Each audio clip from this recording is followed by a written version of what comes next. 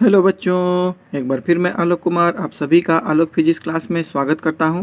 जैसा कि हम लोगों ने पिछले क्लास में बच्चों पृष्ठ तनाव से संबंधित बहुत सारे तथ्यों पर हम लोगों ने विचार किया था बच्चों, जैसे कि पृष्ठ तनाव का आणविक सिद्धांत क्या होता है ना, और जल फिल्म की जो पृष्ठ की ऊर्जा जो होती है बच्चों, उस पर हम लोगों ने गंभीरतापूर्वक विचार किया था। तो चलिए आज हम लोग क्लास को आगे बढ़ाएंगे बच्चों, और आज हम लोग जानने का प्रयास करेंगे कि स्पर्श कोण क्या होता है बच्चों, एंगल ऑफ कॉन्टैक्ट क्या होता है। तो चलिए आप लोग अपने साथ कॉपी कलम को लेकर के बैठेंगे बच्चों, ताकि मैं यहाँ जो भी चीज़ लिखूँ आप लोग अपने है ना कॉपी में उसे झटपट उतारेंगे बच्चों। और दूसरी बात है कि वैसे बच्चे जो मेरे इस चैनल में नए हैं, है ना, जो इस वीडियो को पहली बार देख रहे हैं, वो इस चैनल को सब्सक्राइब करेंगे और बेल आइकन बटन को सबसे पहले वो ऑन करेंगे, ताकि मैं यहाँ जो भी वीडियो को अपलोड करूँगा उसके पास झटपट और आसानी से उपलब्ध हो सके। तो चलिए बच्चों आज हम लोग शुरू करते हैं, स्पर्श कोण क्या होता है। तो मैं सबसे पहले आप लोगों को समझा देना चाहता हूं बच्चों कि स्पर्श कोण क्या होता है, उसके बाद में इसका डेफिनेशन आप लोगों को मैं लिखूंगा बच्चों, है ना। तो इसमें दो तरह के बातें होती है, देखिए, है ना। द्रव्य जो देखिए सतह को या ठोस को गीला कर सकता है बच्चों, है ना, उसके आधार पर द्रव्य को दो भागों में विभाजित किया जाता है बच्चों। आप लोगों को मैं बता देना चाहता हूं कि ठोस को देखिए, है ना, ठोस को या ठोस सतह को, है ना, ठोस सतह को गीला करने के आधार पर, ठोस सतह को गीला करने के आधार पर, है ना, आधार पर द्रव्य दो प्रकार के होते हैं। द्रव्य दो प्रकार के होते हैं बच्चों। ठोस सतह को गीला करने के आधार पर द्रव्य दो प्रकार के होते हैं, दो प्रकार के होते हैं बच्चों। कौन कौन होते हैं बच्चों, आप लोगों को मैं बता देता हूं कि देखिए, एक वैसा द्रव्य जो ठोस सतह को गीला करता है, पहला कौन सा है कि देखिए वैसा द्रव्य, देखिए वैसा द्रव्य, वैसा द्रव्य जो ठोस सतह को, है ना, वैसा द्रव्य जो ठोस सतह को गीला करता है, जो ठोस सतह को गीला करता है। आप एग्जाम्पल लेना चाहेंगे बच्चों इसका, देखिए उदाहरण, जैसे कि आप जानते हैं कि पानी और कांच, देखिए पानी और कांच, यदि आप कांच में पानी यदि देते हैं बच्चों, तो पानी क्या होता है, कांच की सतह पर चिपक जाता है, अर्थात कांच गीला हो जाता है। दूसरा नंबर में देखिए वैसा द्रव्य, है ना, देखिए वैसा द्रव्य जो ठोस सतह को गीला नहीं करता है ना, वैसा द्रव्य जो ठोस सतह को, जो ठोस सतह को गीला नहीं करता है, गीला नहीं करता है ना। इसका उदाहरण आप लेना चाहेंगे बच्चों, तो इसका उदाहरण इस प्रकार है कि पारा और कांच, है ना, पारा और कांच। यदि पारा और कांच को यदि आप संपर्क में लाएंगे तो पारा कांच को गीला नहीं कर पाता है बच्चों। तो मैं आप लोगों को यहाँ पर बता देना चाहता हूँ और एक बात बच्चों, कि वैसा द्रव्य जो ठोस सतह को गीला करता है ना, वैसा द्रव्य जो ठोस सतह को गीला करता है, जनरली आप देखते होंगे बच्चों कि वो द्रव्य जो होती है उसका ऊपरी सतह जो होती है वो कैसा आकृति का होता है, अवतल आकृति का होता है। द्रव्य का जो ऊपरी सतह होता है बच्चों वो अवतल आकृति का बन जाता है ना। ये कैसा द्रव्य के बारे में लिया, जो गीला करता है, जो ठोस को गीला करता है ना, जो ठोस को गीला करता है।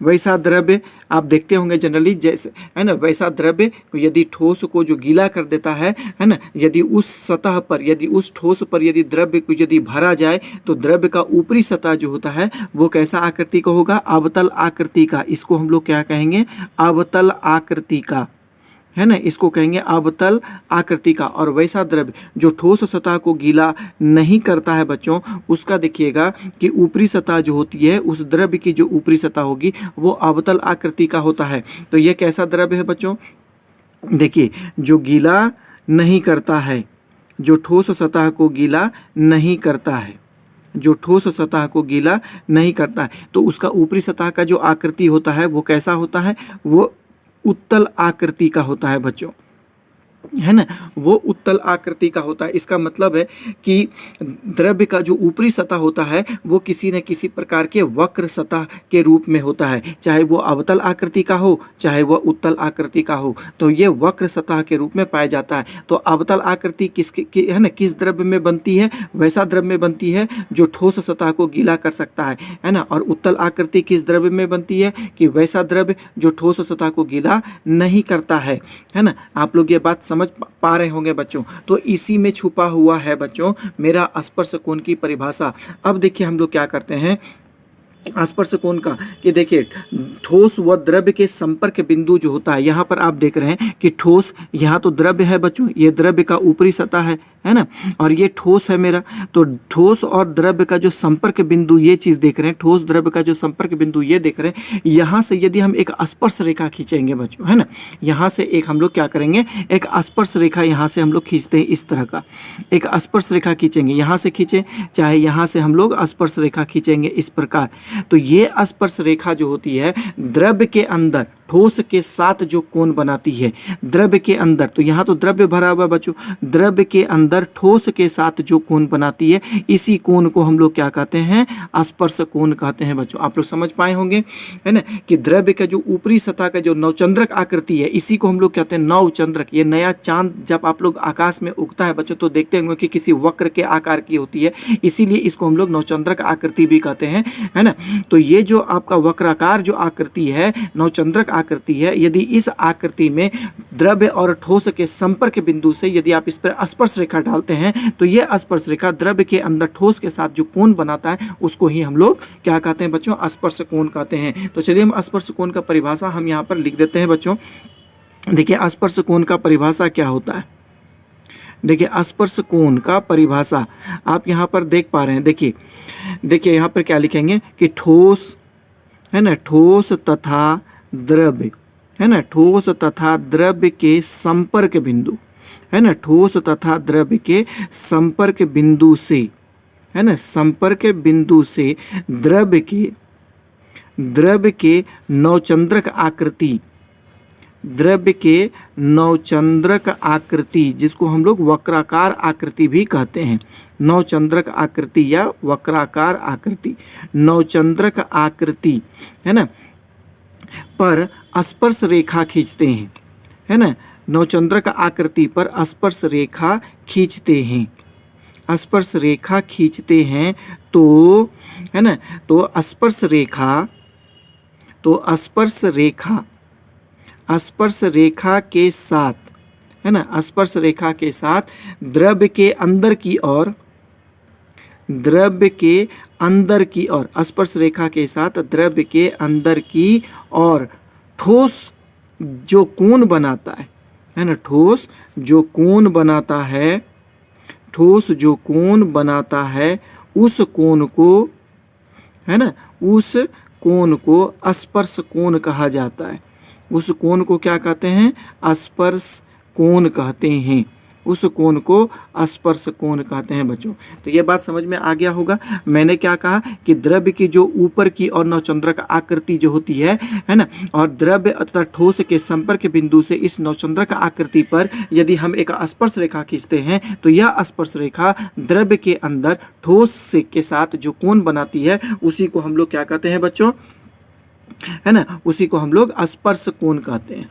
तो ये बात आप लोग समझ में आ गया होगा बच्चों कि स्पर्श कोण क्या होता है ना। अब एक बात यहाँ पर समझिए कि देखिए दो बातें यहाँ पर लिखूंगा मैं कि वैसा द्रव्य, देखिए वैसा द्रव्य, है ना, वैसा द्रव्य जो ठोस को, है ना, वैसा द्रव्य जो ठोस को गीला करता है, वैसा द्रव्य जो ठोस को गीला करता है ना, गीला करता है, उस द्रव्य के लिए, है ना, उस द्रव्य के लिए स्पर्श कोण, उस द्रव्य के लिए स्पर्श कोण का मान, है ना, न्यून कोण होता है, न्यून कोण होता है, है ना, न्यून कोण होता है। वैसा द्रव्य जो ठोस को गीला करता है उस द्रव्य के लिए स्पर्श कोण का मान न्यून कोण होता है, अर्थात 90 डिग्री से कम होता है। तो आप लोग यहाँ पर भी देख पा रहे हैं कि ये जो कोण है बच्चों वो न्यून कोण है, क्योंकि ये द्रव्य जो है ना, अवतल आकृति है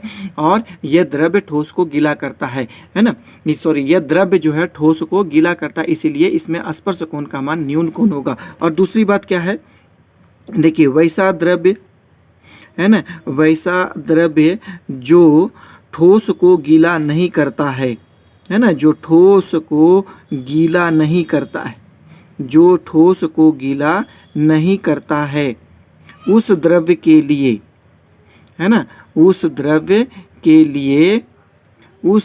के लिए स्पर्श कोण का मान कितना होता है ना, उस द्रव्य के लिए स्पर्श कोण का मान अधिक कोण होता है, उस कोण के लिए स्पर्श कोण का मान अधिक कोण होता है, अधिक कोण होता है बच्चों। तो मैं आप लोगों को बता देना चाहता हूं कि पारा तथा कांच, आप यहाँ पे मेजर करिएगा ना, पारा तथा कांच, है ना, पारा तथा कांच का स्पर्श कोण कितना होगा, पारा तथा कांच का स्पर्श कोण लगभग जो होता है बच्चों वो 140 डिग्री का होता है। पारा क्या होता है, वैसा द्रव्य है जिसके नवचंद्रक आकृति कैसी होती है, अवतल होती है ना। और दूसरी बात क्या है कि पानी, देखिए यहाँ पर जो विशुद्ध पानी होता है बच्चों, है ना, सॉरी, अशुद्ध पानी जो होता है, अशुद्ध पानी मतलब प्योर वाटर नहीं कह सकते, मिनरल वाला वाटर हम लोग कह रहे हैं यहाँ पर, है ना। देखिए, अशुद्ध पानी तथा कांच, है ना, अशुद्ध पानी तथा कांच का स्पर्श कोण, है ना, स्पर्श कोण 8 डिग्री होता है, 8 डिग्री होता है बच्चों। लेकिन प्योर वाटर, शुद्ध वाटर जिसको हम लोग कहते हैं, एकदम प्योर, जिसमें मिनरल्स फ्री वाटर जो होता है ना, और शुद्ध पानी तथा कांच के बीच, शुद्ध पानी तथा कांच का स्पर्श कोण 0 डिग्री होता है। इसका मतलब उसकी सतह जो होती है वो एकदम ऊपर फ्लैट होगा। स्पर्श कोण 0 डिग्री होता है बच्चों। तो ये बात आप लोग समझ में आ गया होगा। पारा और कांच के बीच में स्पर्श कोण का मान 140 डिग्री होता है ना, पारा और कांच के बीच में। अशुद्ध पानी और कांच का स्पर्श कोण का मान 8 डिग्री होता है और शुद्ध पानी तथा कांच का स्पर्श कोण का मान 0 डिग्री होता है बच्चों। तो ये बातें आप लोगों को समझ में आ गई होगी स्पर्श कोण के बारे में बच्चों। तो चलिए हम लोग जानने का प्रयास करते हैं बच्चों कि स्पर्श कोण जो होता है ना, उसका कारण क्या होता है। आखिर स्पर्श कोण जो किसी भी द्रव्य के ऊपरी सतह में जो नवचंद्रक आकृति का निर्माण होता है, तो वो क्यों होता है नवचंद्रक आकृति का निर्माण, तो इसके बारे में हम लोग जानने का प्रयास करते हैं। देखिए बच्चों, अब हम लोग जानने का प्रयास करते हैं कि द्रव्य का ऊपरी सतह पर जो नवचंद्रक आकृति का कारण क्या होता है, उसके बारे में हम लोग पढ़ेंगे। तो यहाँ पर देखिए, द्रव्य के ऊपरी सतह पर नवचंद्रक आकृति का कारण क्या होता है। नवचंद्रक आकृति का कारण क्या होता है बच्चों, ये चीज़ का हम लोग जानने का प्रयास करते हैं। तो मैं सबसे पहले आप लोगों को यहाँ पर एक बात बता देना चाहता हूँ बच्चों कि जब किसी पात्र में जब द्रव्य रखा जाता है ना, ये मान लेते हैं कि ये एक पात्र है, जिसका पात्र का एक दीवार है, इसके अंदर जो है द्रव्य यहाँ पर रखा गया है ना। तो ये द्रव्य का जो ये संपर्क वाला जो बिंदु होता है, ये संपर्क वाला बिंदु पर 2 तरह का बल काम करता है बच्चों, है ना। यहाँ पर द्रव्य के अणु और पात्र के जो अणु होते हैं, उन दोनों अणु के बीच में आसंजन बल काम करता है, और इसी बिंदु के नज़दीक जो है द्रव्य और द्रव्य के अणुओं के बीच में संसंजन बल काम करता है। तो पात्र के अणु और द्रव्य के अणु के बीच में लगने वाला जो संसंजन बल होता है, उसकी दिशा जो होती है द्रव्य के ठीक बाहर दीवार के लंबवत होती है, और इस बल को हम लोग F1 बल के द्वारा सूचित करते हैं। और इसी बिंदु के नज़दीक जो है द्रव्य के और द्रव्य के अणुओं के बीच में लगने वाला जो संसंजन बल होता है उसकी दिशा जो होती है ठीक इस दिशा में होती है, अर्थात पात्र के दीवार के साथ वो 45 डिग्री के कोण पर कार्य करता है, संसंजन बल, है ना। इस बल को हम लोग F2 के द्वारा यहाँ पर सूचित करते हैं। और तीसरे प्रकार का भी इसमें बल होता है जो कि अणु का भार होता है। अणु का जो भार होता है ना बच्चों, वो ठीक जो है ऊर्ध्वाधर नीचे की ओर काम करता है, लेकिन इस अणु का जो भार होता है वो जो होता है F1 और F2 बल की तुलना में बहुत कम होता है। इसीलिए नवचंद्रक आकृति के निर्माण में, है ना, इसका कोई योगदान नहीं होता है, इसको हम लोग नगण्य मान लेते हैं। चलिए हम लोग इसका बारी बारी हम लोग यहाँ पे लिखेंगे बच्चों। तो पहला नंबर यहाँ पर देखिए क्या है, आसंजन बल। पहला है यहाँ पर आसंजन बल। आसंजन बल देखिए पात्र के दीवार के अणु, पात्र के दीवार के, है ना, अणु तथा द्रव्य के अणु के बीच, है ना, द्रव्य के अणु के बीच लगने वाला, है ना, लगने वाला आसंजन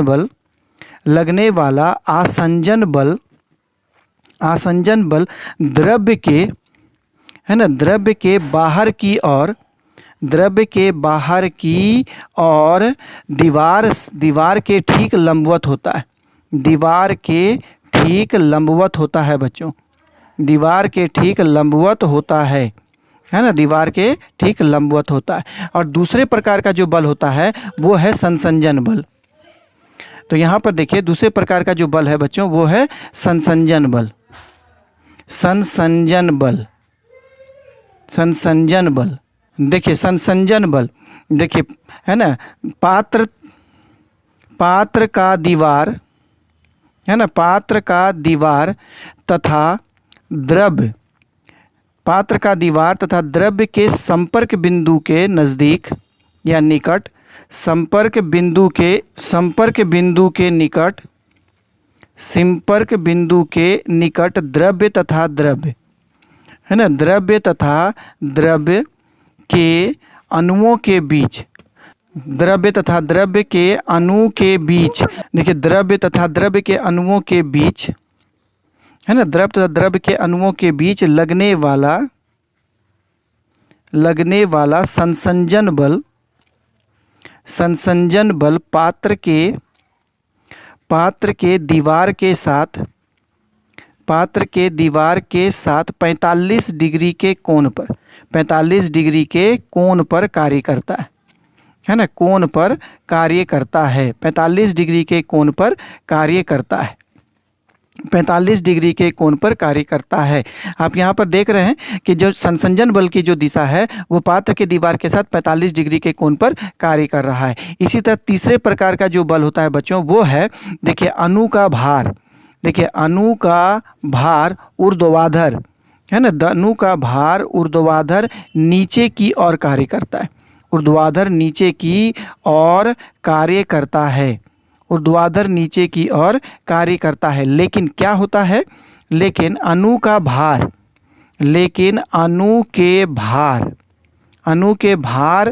है ना, का, देखिए अणु का भार का मान F1 तथा, है ना, F1 तथा F2 बल की तुलना में, F1 तथा F2 बल की तुलना में बहुत कम होता है, बहुत कम होता है ना बच्चों।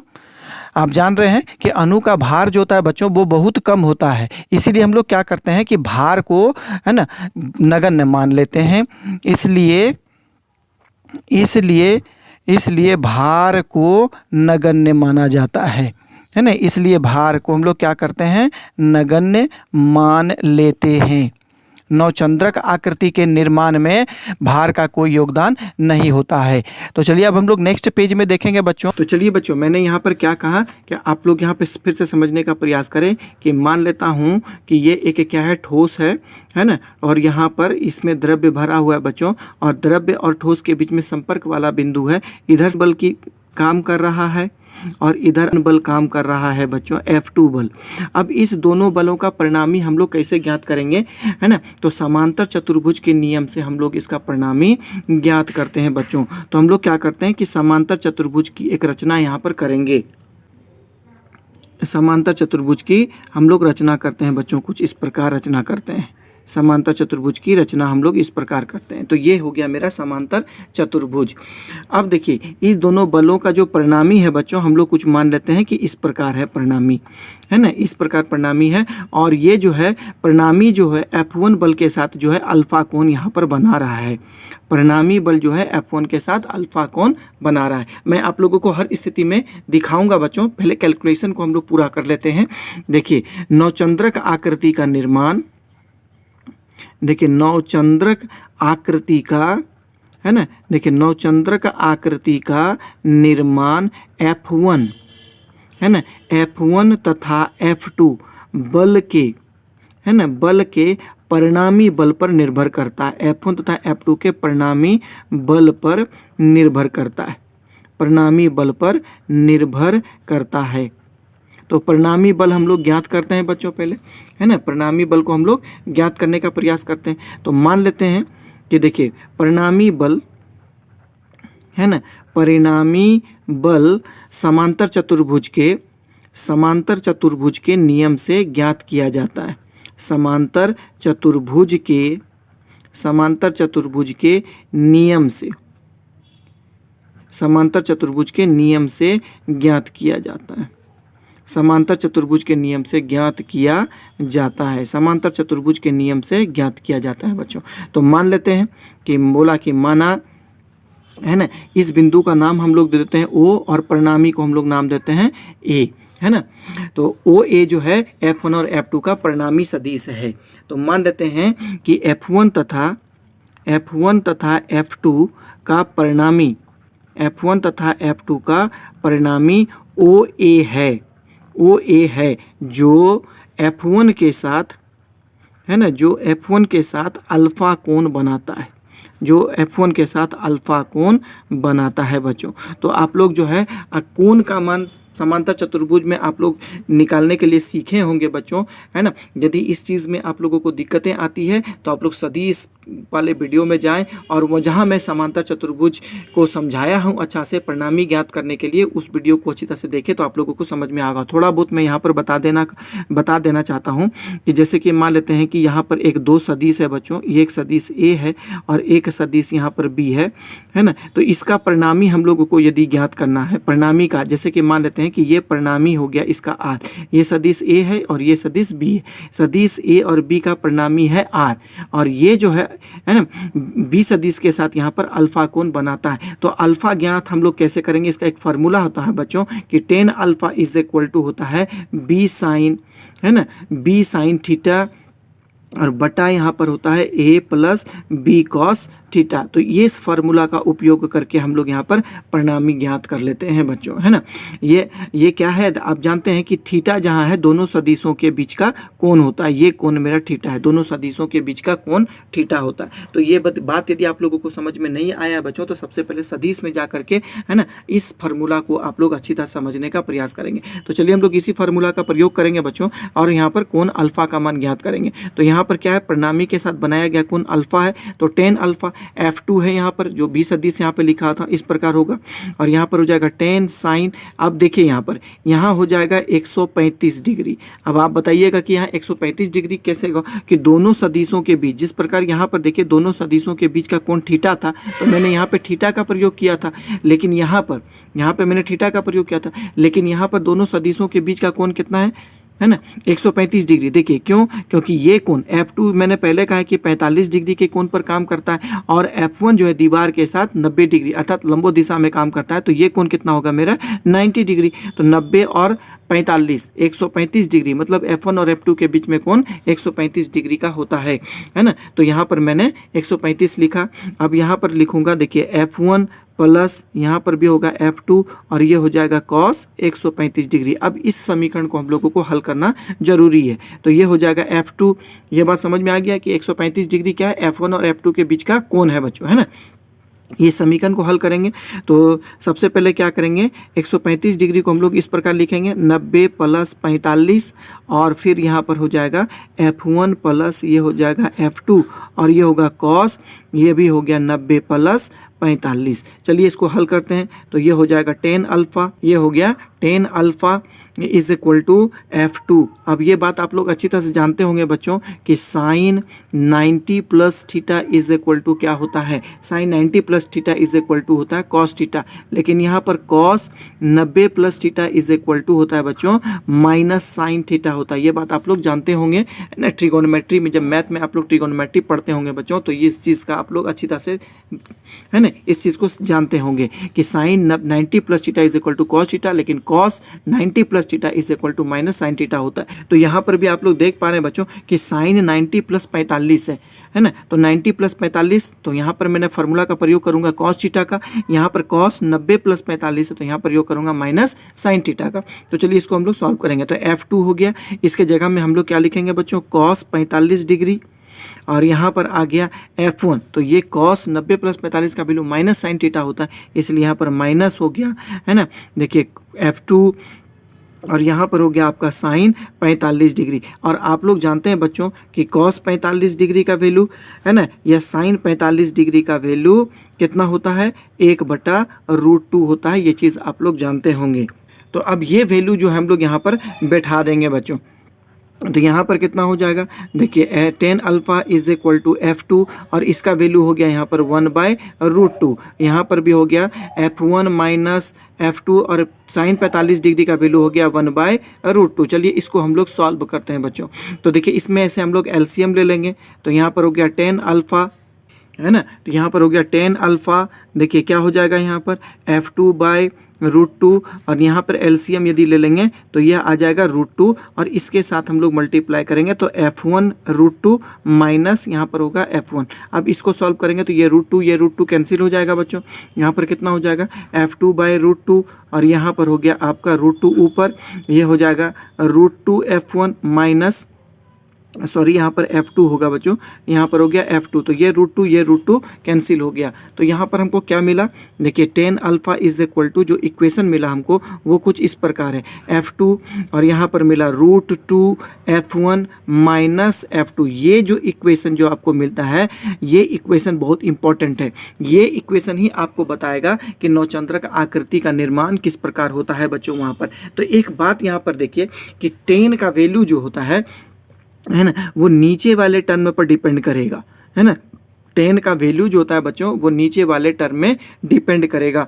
एक बात आप लोग tan के संबंध में जानते होंगे बच्चों, है ना, tan का मान जो होता है यदि है ना tan का मान 90 डिग्री से यदि छोटा होता है तब तक ये पॉजिटिव होता है ना, और tan का मान जैसे 90 डिग्री से बड़ा होता है बच्चों तो tan का वैल्यू जो होता है वो नेगेटिव होना शुरू हो जाता है। इसका मतलब है कि न्यून कोण मतलब 0 से 90 डिग्री के बीच में tan का मान पॉजिटिव होता है, लेकिन जैसे ही tan का मान यदि 90 डिग्री से बड़ा होगा, अर्थात हम लोग कह सकते हैं कि जैसे ही वो 90 को पार करता है बच्चों तो उसका वैल्यू जो होता है नेगेटिव होना शुरू हो जाता है। तो अर्थात बड़े कोणों के लिए, बड़े कोण का मान के लिए tan जो होता है धनात्मक होता है ना, और छोटे कोणों के लिए tan का मान बड़े कोणों के लिए tan का मान ऋणात्मक होता है और छोटे कोण के लिए tan का मान धनात्मक होता है। तो इस बात को आप समझने का प्रयास करें बच्चों, tan का वेरिएशन समझे, है ना, मैथमेटिक्स में इसको पढ़ने का प्रयास करें, है ना। तो यहाँ पर एक बात समझिए कि tan का जो अल्फा का मान है वो इस नीचे वाले टर्म पर निर्भर करता है। तो इस बात को यहाँ पर लिखेंगे, देखिए 3 शर्त संभव है, यहाँ पे देखिएगा कि 3 शर्त संभव है। तो कौन पहला शर्त यहाँ पर है बच्चों, नीचे वाले टर्म को लेते हैं, यदि √2 F1 बराबर यदि F2 हो जाए, यदि √2 F1 का वैल्यू F2 के बराबर हो जाए तो इसका मतलब ये टर्म इज इक्वल टू कितना हो जाएगा, ये तो 0 हो जाएगा, है ना। तो यहाँ पर tan alpha is equal to कितना होगा, तो tan alpha is equal to हो जाएगा F2/0, और कोई भी संख्या के नीचे यदि 0 आता है तो इसका मतलब है कि वो संख्या अनंत इन्फिनिटी के बराबर है, परिभाषा के अपरिभाषित हो गया इसका मतलब। तो यहाँ पर tan अल्फ़ा का वैल्यू अपरिभाषित कब होगा, जब अल्फ़ा का वैल्यू 90 डिग्री होगा। इसका मतलब है कि इस स्थिति में नवचंद्रक आकृति का जो निर्माण हो रहा है बच्चों, है ना, जो आपका F1 की दिशा इधर थी, F2 की दिशा जो इधर थी, है ना, इसमें जो अल्फ़ा का एंगल हो रहा है वो जस्ट 90 डिग्री पर होगा। ये जो एंगल आप देख रहे हैं ये 90 डिग्री, इसका मतलब परिणामी जो है ना, परिणामी के साथ जो F2 कोण बना रहा है वो 90 डिग्री होगा। इसका मतलब है कि यहाँ पे नवचंद्रक आकृति जो होती है वो कैसी होगी, फ्लैट होगी, समतल आकृति होगी, है ना, वो समतल आकृति का होगा। देखिए इस स्थिति में यहाँ पे लिख देता हूँ कि इस स्थिति में नवचंद्रक की आकृति समतल होगी, है ना, नवचंद्रक की आकृति कैसी होगी, समतल होगी, नवचंद्रक की आकृति समतल होगी बच्चों। तो ये बातें आप लोगों को समझ में आ गई होगी बच्चों। तो चलिए हम लोग फिर आगे बढ़ेंगे। तो पहला नंबर का शर्त आप लोगों ने देखा। अब दूसरा नंबर का जो शर्त आ रहा है बच्चों कि यदि मान लेते हैं कि √2 है ना, √2 F1 है ना का वैल्यू बड़ा हो F2 से। आप लोग समीकरण को अपने जो कॉपी में उतारें बच्चों उसको आप लोग देखने का प्रयास करें कि यदि √2 F1 का वैल्यू बड़ा हो F2 से, तो इस स्थिति में जो इक्वेशन होगा मेरा बच्चों tan alpha is equal to F2 है ना बाय यहाँ पर आपका लिखा हुआ है 2F1 माइनस F2। तो इसका मतलब है कि ये पॉजिटिव होगा, क्योंकि ये जो संख्या जो हो गया धनात्मक हो गया तो पूरी संख्या धनात्मक होगी, तो ये संख्या क्या होगा, धनात्मक होगा। तो इसके लिए क्या हो जाएगा मेरा tan alpha is equal to positive होगा। और tan अल्फा पॉजिटिव कब होता है कि जब इसका वैल्यू 90 डिग्री से कम हो, है ना, इसका वैल्यू क्या होगा बच्चों कि 90 डिग्री से कम हो। जब 90 डिग्री से ये कम होगा, इसका मतलब यहाँ पे लिख देता हूँ कि अल्फ़ा का वैल्यू क्या हो जाएगा, 90 डिग्री से कम होगा। मैंने आप लोगों को बताया है ना कि अल्फ़ा का वैल्यू पॉजिटिव, tan अल्फ़ा का वैल्यू जो पॉजिटिव होता है कब, जब वो 90 डिग्री के बराबर होता है। जब 0 से 90 डिग्री के बीच में होगा तो tan का वैल्यू जो होता है पॉजिटिव होता है, लेकिन 90 डिग्री से जैसे ऊपर की ओर जाएगा तो इसका वैल्यू क्या होने लगता है, नेगेटिव होने लगता है। तो यहाँ पर आप लोग देखें कि tan अल्फ़ा का वैल्यू पॉजिटिव है, तो इसका मतलब है कि अल्फ़ा का वैल्यू 90 डिग्री से कम है। Alpha is equal to 90 degree से कम है, कहने का मतलब है 90 डिग्री से कम मतलब न्यून कोण है बच्चों। तो इस स्थिति में जो नवचंद्रक की आकृति का जो निर्माण होगा, अब यहाँ थोड़ा देखिए कि परिणामी बल की दिशा किधर है। ये हो गया मेरा F1 की दिशा और ये मेरा क्या हो गया, F2 की दिशा। तो जो परिणामी होगा बच्चों तो वो तो न्यून कोण बनेगा, तो इसका मतलब है कि O और A इसकी दिशा इधर होगी, यही अल्फा है मेरा, यहाँ 90 डिग्री से ये कम हो रहा है। तो जब देखिए इसका मतलब क्या हो गया कि यदि परिणामी की दिशा इधर आ गई बच्चों, तो कहने का मतलब है कि यहाँ पर द्रव्य के अणुओं के बीच में जो आसंजन बल काम कर रहा है वो ज़्यादा होगा। इसका मतलब है कि ठोस जो होता है द्रव्य की सतह को अपनी ओर खींच लेते हैं, जिसके वजह से उसकी सतह जो होती है बच्चों वो कुछ इस प्रकार बनता है, अवतल आकृति का निर्माण हो जाता है ना। आप लोग ये बात समझे होंगे कि यहाँ पर अवतल आकृति क्या हो गया कि ठोस के अणुओं के बीच में जो आसंजन बल काम कर रहा है वो ज़्यादा है, जिसके वजह से परिणामी बल वो इधर की ओर खिसक गया। जब परिणामी बल जब आपका इधर खिसका तो वो सतह को अपनी ओर खींच लेता है, सतह के अणुओं को अपनी ओर खींच लेता है, जिसके सतह क्या होती है, थोड़ा नीचे चले जाती है, धंस जाती है और उसकी आकृति जो होती है अवतल हो जाती है। ये बात समझ में आ गया बच्चों। आप लोग यहाँ खुद देख रहे हैं कि मैंने पहले कहा है कि नवचंद्रक आकृति का जो नवचंद्रक आकृति किस पर निर्भर करती है, दोनों बलों के परिणामी पर निर्भर करती है। तो परिणामी बल देखिए 90 डिग्री से कम है, इसका मतलब है कि वो इधर की ओर खिसका है। जब इधर की ओर खिसका है तो इसका मतलब है कि आसंजन बल का मान ज़्यादा है। आसंजन बल का मान ज़्यादा होने के वजह से क्या हुआ है कि द्रव्य की सतह पर जो अणु पाए जा रहे हैं वह अणु ठोस ने उसे अपनी ओर खींचा। तो ठोस अपनी ओर खींचने की वजह से वो क्या होता है, उसकी सतह थोड़ा सा नीचे की ओर धंस जाती है, जिसके वजह से उसकी आकृति अवतल हो जाती है। तो यह अवतल आकृति का कारण है। अब तीसरा नंबर का जो कंडीशन होगा बच्चों वो मेरा क्या है, यदि √2 F1 का मान है ना कम हो F2 से, तो इस स्थिति में tan अल्फा का वैल्यू जो हो गया, आप यहाँ पर देखिए कि F2 बाय यहाँ पर हो गया √2 F1 माइनस F2। तो इसका मतलब यहाँ पर कह रहा है कि F2 का वैल्यू बड़ा है और F1 का वैल्यू छोटा है। तो इस स्थिति में कि tan का वैल्यू यहाँ पर क्या हो गया, नेगेटिव हो गया। आप यहाँ पे देख रहे कि है ना संख्या जो होती है एक बड़ी संख्या में घट रही है, ये संख्या बड़ी है, यहाँ पे नेगेटिव है, यह संख्या बड़ा है और ये संख्या छोटा है। तो जब हम लोग जैसे कि यहाँ पर 4 में यदि हम लोग 5 को घटाएंगे तो -1 मिलेगा, तो उसी प्रकार यहाँ पर भी F2 यहाँ पर बड़ा है और ये संख्या छोटा है, तो इसका मतलब है कि 10 का वैल्यू नेगेटिव मिल रहा है। नेगेटिव कब मिलेगा बच्चों? जब 10 का वैल्यू क्या होगा, 90 डिग्री से बड़ा होगा। इसका मतलब है कि 10 का वैल्यू यहाँ पर नेगेटिव है, तो इसका मतलब है अल्फा का वैल्यू 10 90 डिग्री से ज़्यादा है। 90 डिग्री से ज़्यादा का मतलब क्या हो गया कि अधिक कोण बन रहा है। यहाँ पर ये क्या बन रहा है, अधिक कोण का निर्माण कर रहा है। तो अब यहाँ पर थोड़ा सा हम लोग एक्सप्लेन यहाँ पर करते हैं बच्चों। ये पात्र का दीवार है, ये संपर्क वाली बिंदु है, अणु भी है, और ये F1 बल है इधर काम कर रहा है, और ये F2 बल इधर की ओर काम कर रहा है। तो इसके परिणामी बल जो है बच्चों वो इधर की ओर आ जाएगा, है ना। तो यहाँ पर आप देख रहे हैं कि संसंजन बल का मान जो होता है ज़्यादा हो गया, ये O है, और ये परिणामी बल देखिए 90 डिग्री से ज़्यादा है, क्योंकि 90 डिग्री तो यही था, है ना, ये 90 डिग्री और उससे ज़्यादा ये हो गया।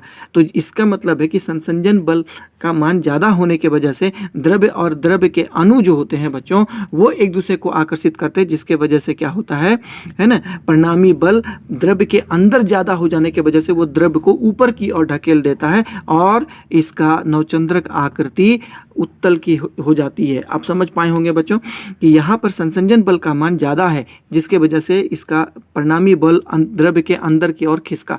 तो परिणामी बल ज़्यादा होने की वजह से वो द्रव्य को ऊपर की ओर क्या करता है, ढकेल देता है, जिसके वजह से उसकी आकृति उत्तल हो जाती है। ये कैसी आकृति है बच्चों? उत्तल आकृति है। तो आज आप लोग बच्चों इस वीडियो के सहारे जो है इस बात को अच्छी तरह से समझ पाए होंगे कि स्पर्श कोण क्या होता है और द्रव्य की ऊपरी सतह पर जो नवचंद्रक आकृति का जो निर्माण होता है वो किस प्रकार होता है बच्चों। इस वीडियो के सहारे जो है आप लोग समझ पाए होंगे। तो आज आप लोग मेरे वीडियो को अच्छी तरह से ध्यान से देखें बच्चों और इसे ज़्यादा से ज़्यादा समझने का प्रयास करें। यदि समझ में नहीं आता है तो बच्चों वीडियो को 2 बार 3 बार देखने का प्रयास करें। ठीक है बच्चों, आज मेरा वीडियो यहीं रहेगा। मैं आप लोगों के साथ एक नेक्स्ट वीडियो के साथ नए टॉपिक्स के साथ उपस्थित रहूँगा, है ना। तब तक के लिए बच्चों आप लोग अपना ख्याल रखें, है ना बच्चों। आप लोग हमेशा हंसते रहे, खेलते रहे, मुस्कुराते रहें और इसी प्रकार हमारे वीडियो को आप लोग देखते रहें और अपने दोस्तों के साथ शेयर करते रहें, है ना। आप लोगों ने जो आज मेरे वीडियो को देखा बच्चों, इसके लिए बहुत बहुत धन्यवाद। Lots of thanks. जय हिंद।